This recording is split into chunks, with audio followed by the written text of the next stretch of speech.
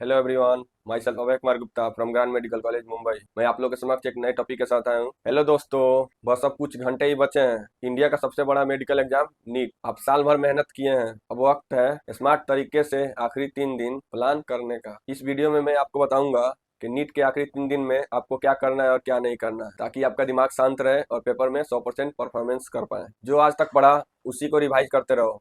नया कुछ भी नहीं पढ़ना है। अभी एनसीईआरटी में जितना डायग्राम बेस्ड क्वेश्चन है उसको रिवाइज करो, जितना भी बॉक्स में दिया हो उसको रिवाइज करो। जैसे बायोमोलिक्यूल्स चैप्टर में बॉक्स में जितना भी दिया है वो सब इंपॉर्टेंट है। अभी इन 3 दिनों में आपको फिजिक्स पे ज्यादा ध्यान नहीं देना है, क्योंकि अगर 500 नंबर लाने के लिए अगर बायो अच्छा से करते हैं तो आपका कंफर्म 500 नंबर पार होगा। अब ये भी है कि 3 दिन में पूरा बायो का एनसीईआरटी भी लाइन टू लाइन पढ़ नहीं पाएंगे।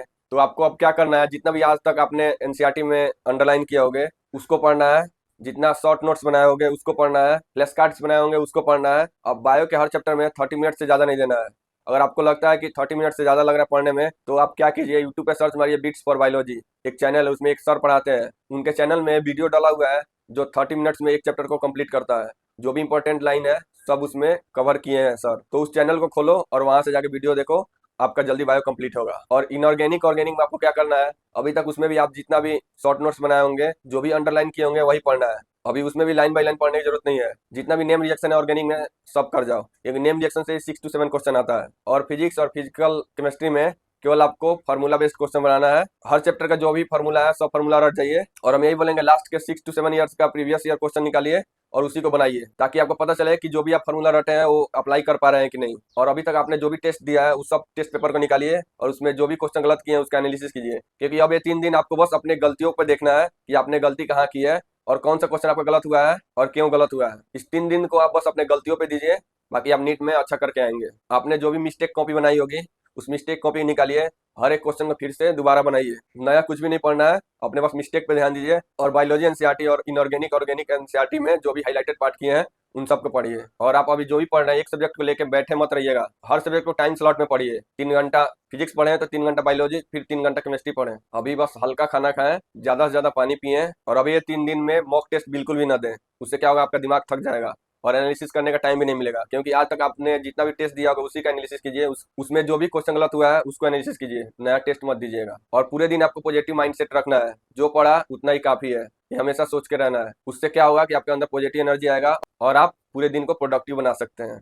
और नींद सबसे ज्यादा जरूरी है, 6 to 7 आवर जरूर सोइएगा। और अभी निगेटिव पीपल से दूर रहिएगा। जब भी एंजाइटी जैसा लगे तो घर पे बात कीजिए, अपने दोस्तों से बात कीजिए जो तुम्हें मोटिवेट कर सके, उनसे बात करो। और अभी आप जो भी चैप्टर उठाएं तो पहले हाई वेटेज चैप्टर से उठाएं, ताकि आपका नीट में ज्यादा से ज्यादा क्वेश्चन सही हो पाए। क्योंकि अभी उतना समय नहीं है कि हर चैप्टर को ज्यादा से ज्यादा टाइम दे। हाई वेटेज चैप्टर का ज्यादा टाइम दीजिएगा तो ज्यादा नंबर आएगा। बाकी मस्त होकर पढ़िए, प्रेशर नहीं लेना है। जो भी फॉर्मूला सीट है फिजिकल केमिस्ट्री और फिजिक्स का वो सब पढ़ना है। बायो का डायग्राम बेस्ड क्वेश्चन देख लेना है। बायो में जो भी आप अंडरलाइन किए होंगे उस सबको देखना है। और पूरे दिन अपने दिमाग को शांत रखना है और रिलैक्स रहना है। और ये दिमाग में रहना चाहिए, कल मेरा नीट एग्जाम है और कल उसमें फोड़ के आएंगे। कम पढ़ो लेकिन 100% एक्यूरेसी के साथ पढ़ो। कम पढ़ना इन द सेंस, कई लोग सोचेगा कि हम 18 घंटा पढ़ लेते हैं, तो 18 घंटा पढ़ेंगे तो आपको सोने का कम समय मिलेगा, तो उससे क्या होगा, आपका ग्रैब करने का कैपेसिटी कम हो सकता है।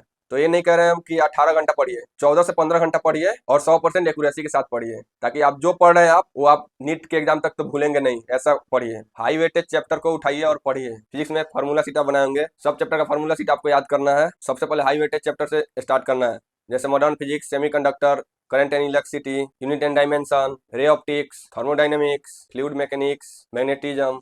ये सब हाई वेटेज चैप्टर है, इन्हीं से स्टार्ट करें। और बायो में आज तक आपने जो भी अंडरलाइन किया होगा उन सब का रिवाइज करना चालू कर दें। एनसीईआरटी में जो भी डायग्राम है उसको देखें, जो नीट में आने की संभावना है। केमिस्ट्री में 3 पार्ट है, फिजिकल, इनऑर्गेनिक, ऑर्गेनिक। फिजिकल में आपको नोट्स का क्वेश्चन करना है, प्रीवियस ईयर क्वेश्चन बनाना है। फिजिकल में जो भी फार्मूला सीट बनाए होंगे उसको रिवाइज कीजिए। ऑर्गेनिक में आपको नेम रिएक्शन करना है और एनसीईआरटी लाइन बाई लाइन पढ़ना है। और इनऑर्गेनिक में भी आपको एनसीईआरटी ही पढ़ना है, क्योंकि इनऑर्गेनिक और ऑर्गेनिक के लिए एनसीईआरटी ही गॉड है। और बायोलॉजी में तो आपको बता ही दिए, एनसीईआरटी ही गॉड है उसके लिए भी। और कोई भी टॉपिक में डीप नहीं जाना है, क्योंकि अभी डीप में जाने का समय नहीं है।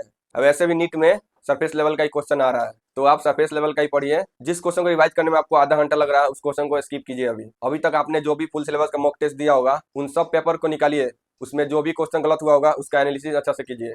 क्योंकि एक बार जो गलत होता है वो बार बार गलत होता है, क्योंकि एनालिसिस करना जरूरी है नीट देने जाने से पहले। और पेपर एनालिसिस हो जाए उसके बाद अगर समय बचा तो आप उन सब चैप्टर को रिवाइज कीजिए जिसको आपको पढ़ने से कॉन्फिडेंस है। तो उसके बाद आप सिर्फ उसी चैप्टर को रिवाइज करना, जिसमें 5 से 7 मिनट पढ़ने के बाद ही आपको कॉन्फिडेंस आने लगे कि आपको सब आता है। नहीं तो उस चैप्टर को छोड़ दें, क्योंकि टाइम लिमिटेड है। और ओएमआर फिलिंग का प्रैक्टिस वैसे ही करना है जैसे आप नीट में करने वाले हो, ताकि एक बार आपका प्रैक्टिस और अच्छा से हो जाए। बायोलॉजी में एनसीईआरटी से 100% क्वेश्चन आ रहा है, तो एनसीईआरटी तो आपको छोड़ना ही नहीं है। वो तो सिलेक्शन के लिए हम लोग के लिए गॉड है, तो एनसीईआरटी पे पूरा पूरा ध्यान देना। केमिस्ट्री के एनसीईआरटी में भी जो भी अंडरलाइन किए होंगे आज तक, आप उन सभी चीजों को आप पढ़िए। फिजिक्स का जो भी फॉर्मूला सीट है उसको रिवाइज कीजिए। एनसीईआरटी के हर पेज में वो पॉइंट ढूंढो जहाँ से क्वेश्चन आने की संभावना है। एनसीईआरटी ही आपका सबसे अच्छा दोस्त है, चाहे कोई भी रैंक लाना हो, वो रैंक 1 लाना हो, चाहे नीट में सिलेक्शन लेना हो, सबके लिए एनसीईआरटी मस्ट है। एनसीईआरटी तो सबको करके ही जाना है। और अब कोई नया टॉपिक तो बिल्कुल भी नहीं छूना है, जो भी आप पढ़ लिए हैं उसी को दोहराते रहना है। अब चलते हैं उन गलतियों पे जो 90% स्टूडेंट करते हैं लास्ट मोमेंट पे। जैसे नया टॉपिक पढ़ना,